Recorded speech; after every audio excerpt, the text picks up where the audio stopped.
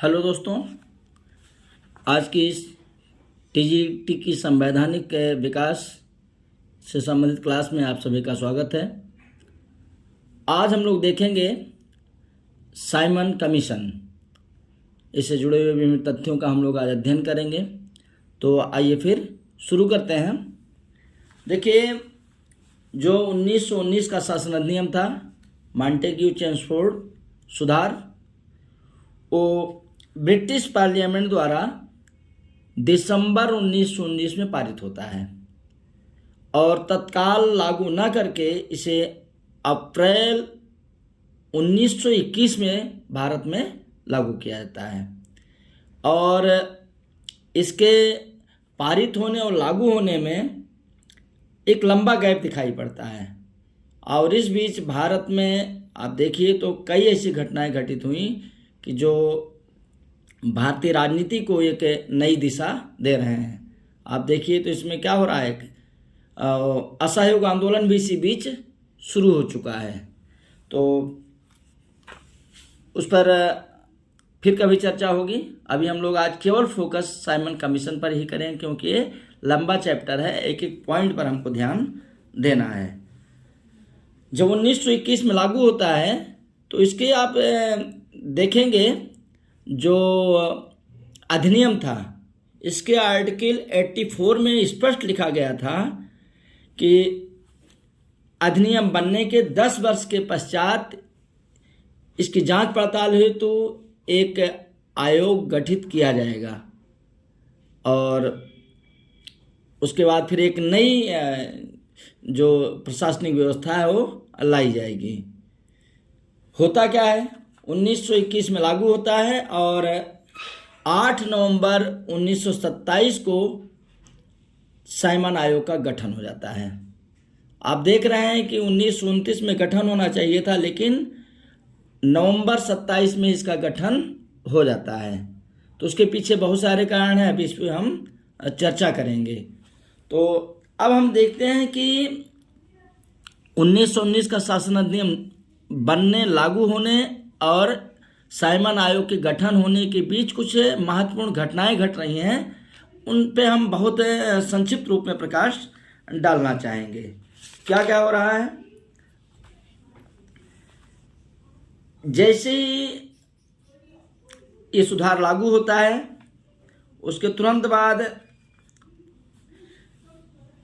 भारत में 5 फरवरी 1922 को चौरी चौरा की घटना घट रही है। इसको आप लोग पहले भी पढ़े हुए हैं। और इसके बाद क्या होता है, 10 मार्च 1922 को गांधी जी को साबरमती आश्रम से गिरफ्तार कर लिया जाता है। फिर इसके जस्ट 8वें दिन 18 मार्च को उन्हें 6 वर्ष के कारावास की सजा दे दी जाती है और उनको पुणे की अरबदा जेल में भेज दिया जाता है। और लेकिन देखो गांधी जी के साथ क्या हो रहा है, 6 वर्ष का कारावास होता है, लेकिन लगभग 2 वर्ष में ही उनको क्या किया गया, उनको रिहा कर दिया गया स्वास्थ्य कारणों के आधार पर। बुक में जो मिलता है कि अपेंडिक्स के ऑपरेशन के कारण उनका शरीर बहुत कमज़ोर हो गया था, इसलिए उनको रिहा कर दिया गया 24 में। और 1 जनवरी 1923 को क्या हो रहा है, CR दास और मोतीलाल नेहरू ने स्वराज दल बनाने की घोषणा इन लोगों ने कर दी।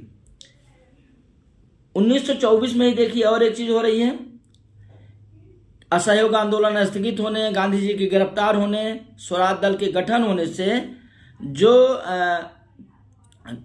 क्रांतिकारियों का संगठन था, जो क्रांतिकारी थे भारत के, वो क्या हो गए, नए ढंग से फिर वो सक्रिय हो गए। और कानपुर में 1924 में हिंदुस्तान रिपब्लिकन एसोसिएशन HRA की स्थापना क्रांतिकारी राम प्रसाद बिस्मिल के नेतृत्व में की गई। और इसी में देखें जो ये HRA है, इसी के द्वारा काकोरी में 9 अगस्त को ट्रेन में लूट होती है, इनके द्वारा खजाने को लूटने का प्रयास किया जाता है। इसको सब लोग हिस्ट्री में पढ़े ही हैं। और 1926 में इसी एचआरए के सदस्य सरदार भगत सिंह के नेतृत्व में नौजवान भारत सभा का गठन किया था। नौजवान भारत सभा का गठन किया जा रहा है। और फिर हम देख रहे हैं कि जो 1909 का सांप्रदायिक निर्णय था, इसको 1919 में विस्तार दिया गया। और हमने एक दिन भारतीय छूत के बारे में पिछली क्लास में बताया था। तो डॉक्टर भीमराव अंबेडकर जी को क्या किया गया? बम्बई विधान परिषद का सदस्य मनोनीत किया गया। अब क्लियर हो गया आप लोगों को। इसी बीच और एक घटना हो रही है। 23 दिसंबर 1926 को स्वामी श्रद्धानंद जी की हत्या हो जाती है। और इस हत्या से क्या होता है? सांप्रदायिक सद्भाव बिगड़ जाता है। और इन्हीं परिस्थितियों में क्या होता है? ब्रिटिश सरकार द्वारा, ब्रिटिश संसद द्वारा साइमन आयोग का गठन किया जाता है। अब बार बार इस पर लोग अपना तर्क देते हैं कि समय के पहले क्यों किया गया। तो उसके कुछ कारण हैं। एक तो जो वहाँ पर अनुदार दल की सरकार थी, 1929 में वहाँ पर चुनाव होना था। उन्हें डर था कि कहीं लेबर पार्टी जो मजदूर दल है वो सत्ता में ना आ जाए 1929 में। तो ये दिखाना चाहते थे ब्रिटेन की जनता को कि जितने हमारे उपनिवेश हैं, सब जगह की जनता क्या है? हमसे संतुष्ट है। यहाँ तक कि जो भारत हमारा उपनिवेश है, वहाँ के लोग भी संतुष्ट हैं। हमारी शासन सत्ता, हमारा साम्राज्य है, उसका विस्तार होगा, उसमें कमी नहीं होगी। अभी मैं सांप्रदायिक दंगे की बात किया ही स्वामी श्रद्धानंद जी की हत्या के बाद। तो यहाँ थोड़ा सा माहौल खराब था, इसलिए और जल्दी कि यहाँ पर एक जल्दी आयोग गठन किया जाए, जिससे यहाँ पर कोई विघटन की स्थिति ना हो। सुभाष चंद्र बोस, जवाहरलाल नेहरू, दो ऐसे युवा नेता थे जो कि रूस में क्रांति हो चुकी थी, उससे बड़े प्रभावित थे और उस कार्यक्रम को क्रियान्वित करने की कोशिश कर रहे थे। इसको भी रोकने का उनका एक तर्क था कि अगर जल्दी आयोग चला जाएगा तो ये सब क्या हो जाएंगे? शून्य की स्थिति में आ जाएंगे। और जो स्वराज दल था, असहयोग आंदोलन स्थगित होने के बाद बनाया गया था, वो लोग जाकर के विधान परिषद में अपनी मांग को रख रहे थे, अड़ंगा डाल रहे थे। उनको भी ये लोग शून्य करना चाह रहे थे। ये कुछ कारण थे जिसके कारण बताया जाता है कि 2 वर्ष पहले साइमन आयोग का गठन कर दिया गया। अब इसमें देखिए कि कौन कौन लोग रखे गए। सर जॉन साइमन थे, वहाँ के सदस्य थे, वो हाउस ऑफ कॉमन्स के। उन्हें इसका अध्यक्ष नियुक्त किया गया। 2 मेंबर राज्यसभा से रखे गए, एक बर्नहम थे, एक स्ट्रथकोना थे।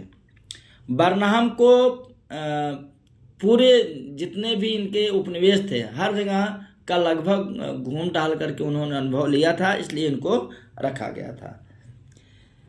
तीसरे सदस्य लॉर्ड इरविन के रिश्तेदार थे, लेन फोक्स, जो कि अनुदार दल के थे, और एक इनके साथी कैडेगन थे। क्लेमेंट एटली भी इसके सदस्य थे, जो कि उस समय बहुत ज़्यादा उनको प्रसिद्धि प्राप्त नहीं हुई थी। और देखिए तो जाकर के 1945 में क्या होते हैं, इनके नेतृत्व में ब्रिटेन में मजदूर दल की सरकार बन जाती है। और इनका ही जो दृष्टिकोण था, उसी कारण स्वतंत्रता का मार्ग भी प्रशस्त हुआ था।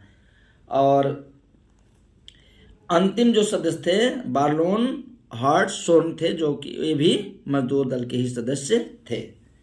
अब हम बात करें कि जिस समय साइमन कमीशन का गठन होता है, वो भारत आता है, उस समय यहाँ पर वायसराय कौन थे और यहाँ के भारत सचिव कौन थे। तो देखिए, बर्किनहेड जो कि भारत सचिव थे, ये 6 नवंबर को इनकी नियुक्ति होती है। भारत आते हैं 1924 में और लगभग 4 वर्ष तक रहते हैं, 18 अक्टूबर 1932 1928 तक। मतलब कि जब 3 फरवरी 1928 को साइमन कमीशन आता है तो भारत के सचिव के रूप में कार्य कर रहे होते हैं। लॉर्ड इरविन नाम आप सभी ने सुना होगा। 3 अप्रैल 1926 को इनकी नियुक्ति होती है और 18 अप्रैल 1931 को ये इनका कार्यकाल समाप्त हो जाता है। और आप देखेंगे कि 5 मार्च 1931 को गांधी इरविन समझौता इन्हीं दोनों के मध्य होता है। तो ये कुछ चीज़ें हैं। अब बात ये आती है कि क्या क्या प्रावधान इनके द्वारा किए गए, क्या क्या इन्होंने रिपोर्ट दी। रिपोर्ट इनकी कब आती है? गठन होता है 8 नवंबर 1927 को, भारत में प्रवेश होता है 3 फरवरी 1928 को, रिपोर्ट आती है मई 1930 में। तो जब 3 फरवरी 1928 को बम्बई में प्रवेश होता है साइमन आयोग का, तो वहाँ पर एक जुलूस के माध्यम से इनका विरोध किया जाता है। तुरंत सरकार ने क्या किया? तुरंत आयोग को दिल्ली भेजता है। दिल्ली में भी इसका विरोध होता है। लाहौर में विरोध होता है। लाहौर में किसके नेतृत्व में विरोध हो रहा है? लाला लाजपत राय जी के नेतृत्व में विरोध हो रहा है और उन्हें लाठियों से पीटा गया और उन्होंने कहा था कि मेरे ऊपर एक एक लाठी का प्रहार ब्रिटिश जो साम्राज्य है उसके ताबूत की कीलें साबित होंगी। ये स्टेटमेंट आता है। लखनऊ में भी पंडित जवाहरलाल नेहरू और पंडित गोविंद वल्लभ पंत, जो कि उत्तर प्रदेश के पहले मुख्यमंत्री बने थे, उनके नेतृत्व में किया गया। यहाँ पर भी पंडित गोविंद वल्लभ पंत को पीटा गया। यहाँ तक कि जो आप देखते हैं उनके फोटो, उनकी मूर्ति में देखते हैं एक हाथ में छड़ी लिए हुए हैं, उसी पिटाई के समय उनका आधा शरीर क्या हो गया? पैरालाइज हो गया था। मद्रास में भी इसका विरोध हुआ। कलकत्ता में सुभाष चंद्र बोस जी के द्वारा जबरदस्त तरीके से इसका विरोध किया गया। तो जहाँ जहाँ पर ये आयोग गया वहाँ वहाँ पर इसका विरोध का सामना करना पड़ा। अब मैं बता दूं कि कुछ लोगों के द्वारा इसका स्वागत भी किया गया। जो लखनऊ के कुछ ताल्लुकदार थे, उन्होंने दावत की व्यवस्था दी थी, लेकिन वहाँ पर भी विरोध करने वालों ने क्या किया? काली पतंग उड़ा करके अपना विरोध प्रदर्शन वहाँ पर किया, सिंबॉलिक। और 1927 में जिस समय साइमन कमीशन का गठन हुआ और कमीशन आया यहाँ पर, इस कमीशन को लेकर के मुस्लिम लीग में बड़ा जबरदस्त अंतर्विरोध चल रहा था और अंत में मुस्लिम लीग का क्या हुआ? विभाजन हो गया। मोहम्मद शफी के नेतृत्व वाली मुस्लिम लीग ने स्वागत किया। ये इतनी चीज़ें हैं। अब हो क्या रहा है? जो रिपोर्ट आती है, रिपोर्ट में क्या क्या दिखा रहे हैं लोग। एक तो इन्होंने बताया कि जो यहाँ पर द्वैध शासन था वो समाप्त कर देना चाहिए और अब प्रांतों में क्या करना चाहिए? स्वायत्त शासन की व्यवस्था की जानी चाहिए। जो अत्यधिक केंद्रीकृत शासन था उसकी बात की गई कि यहाँ पर अब धीरे धीरे संघात्मक व्यवस्था लाना चाहिए। तो इसके साथ ही कई ऐसे प्रावधान किए गए कि जिससे यहाँ पर एक था कि सभी लोगों को क्या किया जाए? एक उम्र के आधार पर मताधिकार दे दिया जाए, लेकिन इन्होंने कहा कि अभी यहाँ पर वो परिस्थितियाँ नहीं कि सबको मताधिकार दे दिया जाए।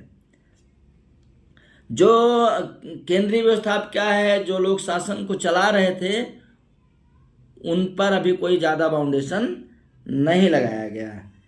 तो हाँ, जो सांप्रदायिक प्रतिनिधित्व की व्यवस्था थी 1909 से शुरू हुई, 1919 में आई और साइमन कमीशन ने भी क्या किया? इस प्रणाली की निंदा तो किया, लेकिन उसने कहा कि इसका कोई दूसरा विकल्प नहीं है। और इसी आधार पर अगस्त 1932 में देखिए क्या आता है? मैकडोनाल्ड अवार्ड आता है, कम्युनल अवार्ड भी आ जाता है। और आगे चल करके देखते हैं तो हम लोगों को क्या विभाजन से भी दो चार होना पड़ता है। तो लगभग ये कुछ चीज़ें थी कि जो साइमन कमीशन में थी, और आगे हम लोग फिर इसके बारे में थोड़ी बहुत चर्चा जो बाकी है उसको करेंगे, नहीं तो हम लोग नेहरू रिपोर्ट को देखेंगे। धन्यवाद।